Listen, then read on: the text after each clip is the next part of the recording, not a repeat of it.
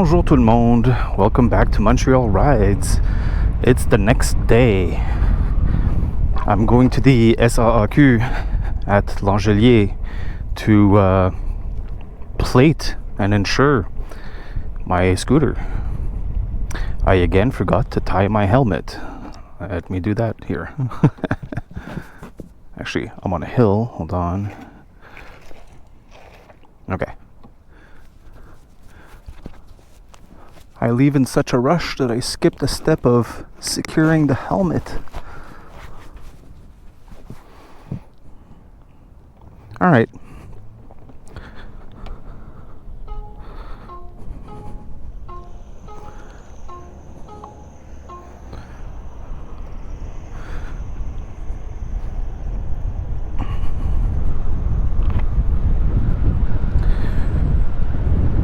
So I realized yesterday that it wasn't the battery that was the issue.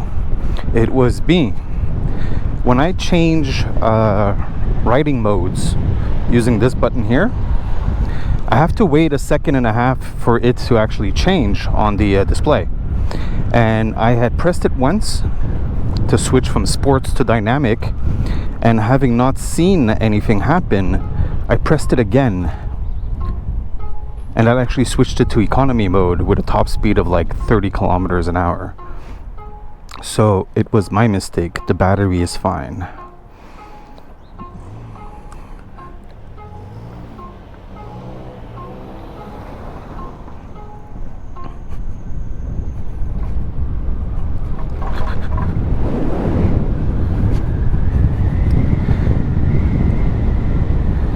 It's a bit cold. Let me close my lid.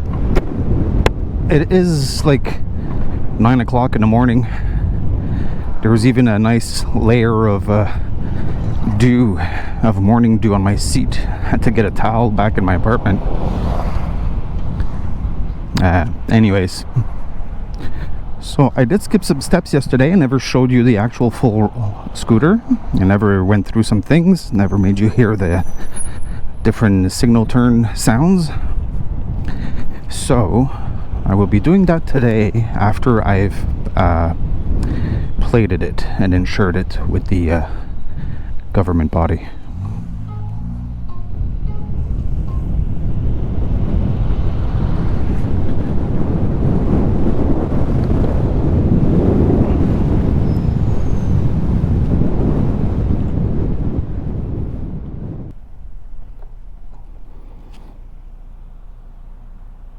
So I thought I could register it online, but I cannot, especially because it's the first ride. Like, it's not a pre-registered vehicle that it's changing hands. It's a new vehicle. So you have to go in person to do that. First time experience. I'm learning something new every day with this.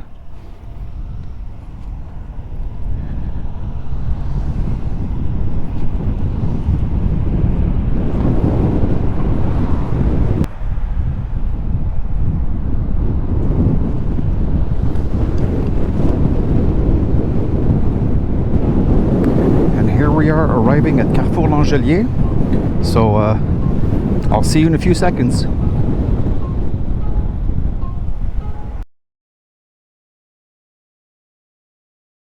Two hours later. So it seems like I wasn't recording, or maybe I was, I don't know. But here is what I call Red Lightning. Sparks was the previous one, Red Lightning is this one.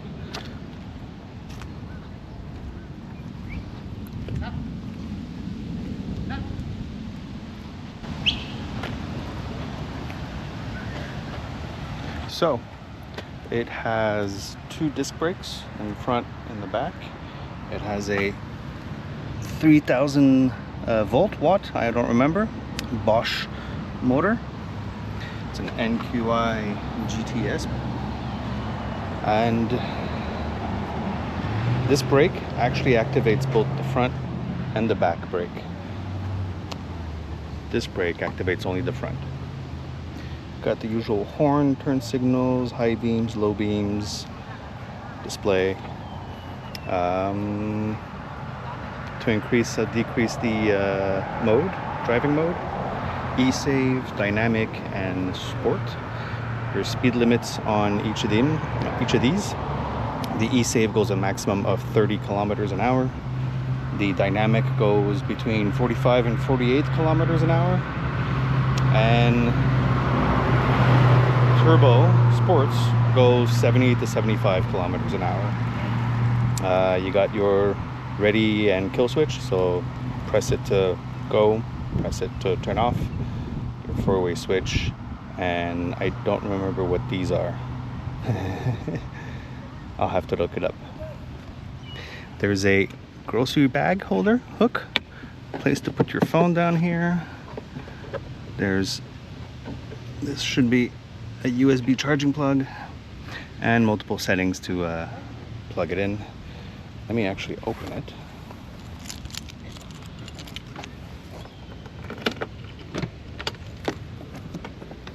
Seat opens up, and this is one of the batteries. It's about 25 pounds.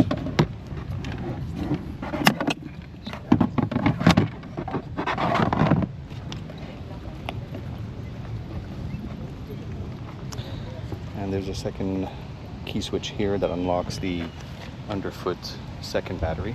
You don't need to have two batteries for it to work, but you get less power and less range if you're only using one battery. So if you're only using one, you're only using 1500 instead of 3000 watts. So your max speed is 45 instead of 70. You cannot go into sports mode, and your range, instead of being about 100 kilometers, well, they say 160, but realistically it's 100, then it's half that, so 50, you know, give or take a few. About the extra compartment in the box that actually unhooks itself, and that is that. I hope you like my ride. Now let's take a look at Montreal. Is this thing off? Let me take my keys. Let's take a look at Montreal.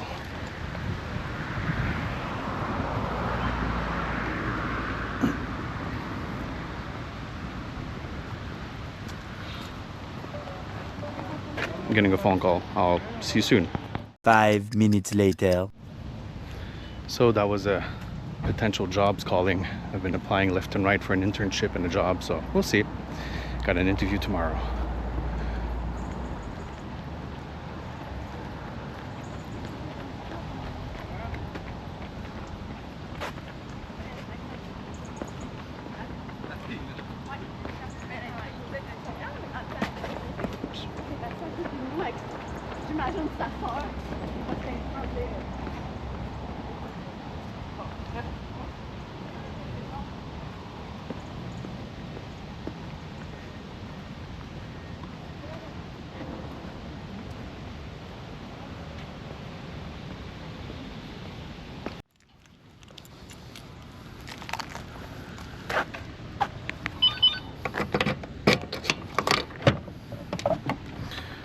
So I will also show you my helmet.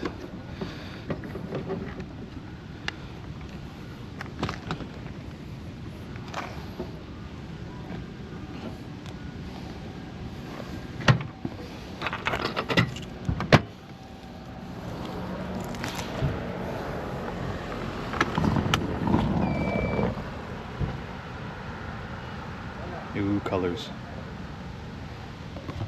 So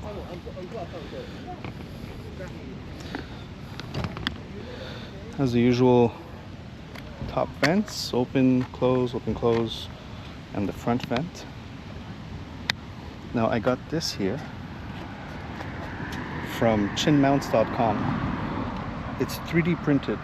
So you go to their website, chinmounts.com, Canadian company based in Vancouver, and you put in your helmet's brand and model, and they've 3D printed this according to the shape of the chin of the helmet.